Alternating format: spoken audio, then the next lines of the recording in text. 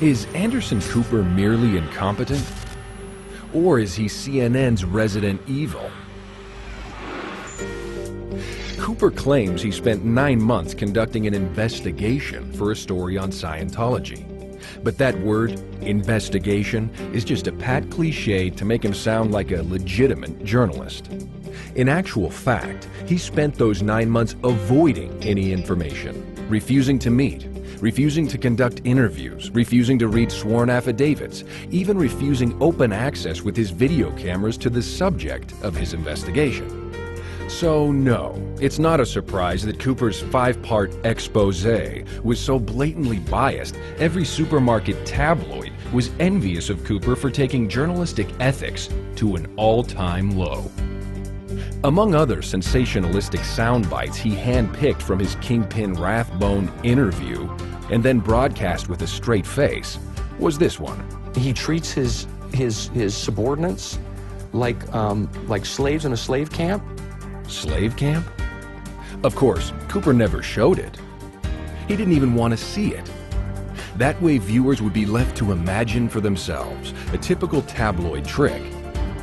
But let's take a look at what CNN allowed to be characterized as a slave camp. It's 500 acres in Southern California and has elsewhere been described as a state-of-the-art audio-visual production facility. So Cooper must have been referring to the working conditions.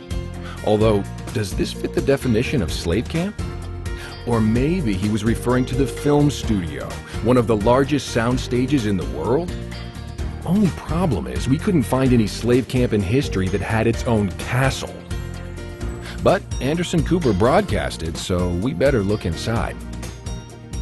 It looks pretty nice. And maybe that's why it's even open for public tours.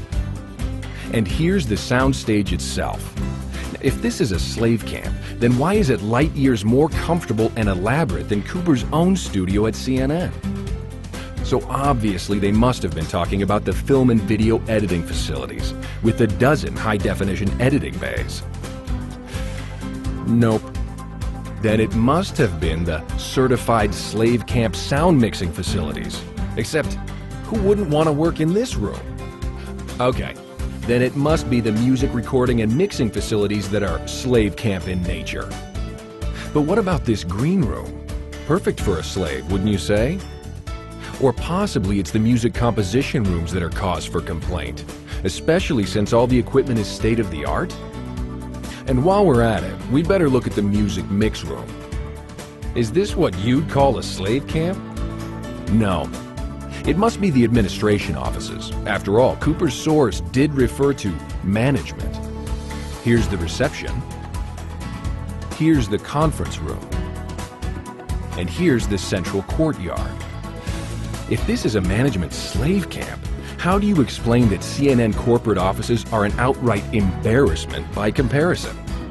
So maybe it wasn't the offices themselves that make it a slave camp. Maybe it was the park just outside for summer picnics. Maybe that's what classifies as a camp drudgery for slaves.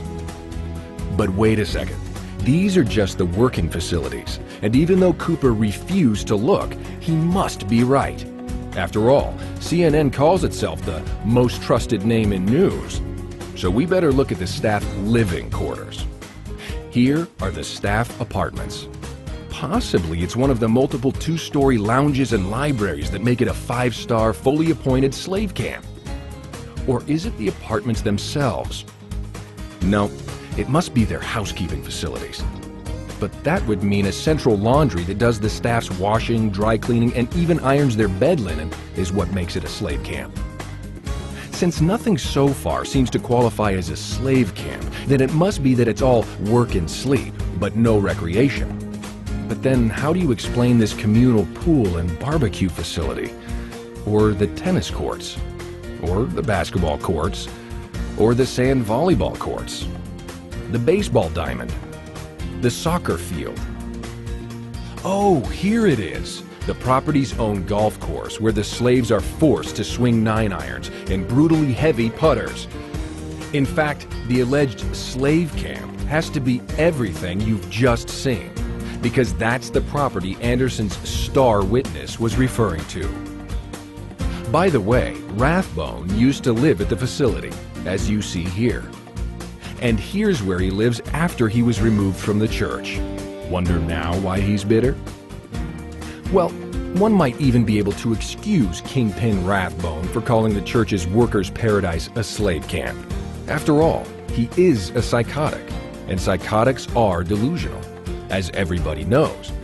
But Cooper? No. He's just plain vicious and dishonest, because how else can one explain his attempted hatchet job? He was offered an opportunity to look for himself on 10 occasions. In fact, so was his producer David Doss, and his junior producer Ismail Estrada. In fact, Richard Griffiths, editorial director of CNN, was also offered open access on 16 occasions. So too Richard Davis, vice president of the so-called standards and practices of CNN, and even CNN general counsel David Vigilante. All were offered open access. All refused. So, there's only one way to explain the fiction presented by Anderson Cooper. He didn't want the truth to get in the way of his tabloid agenda.